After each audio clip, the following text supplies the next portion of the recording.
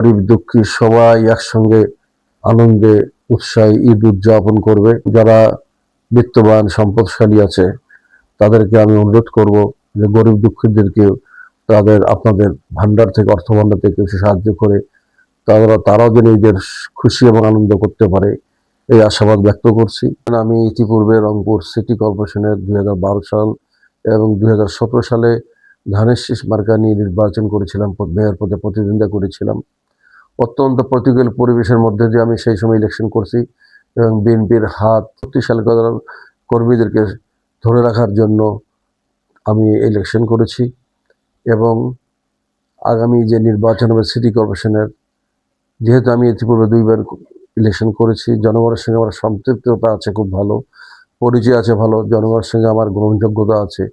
সে আঙ্গিকে জনগণও চাচ্ছে আমি রংপুর সিটি কর্পোরেশনের দায়িত্ব নেই এবং সামনে নির্বাচন অংশ করে তাদের বিপুল ভোটে, তাদের ভোটের মাধ্যমে আমার এই মেয়র পদকে তারা ইনশাল্লাহ কামিয়াবি করার চেষ্টা করবে।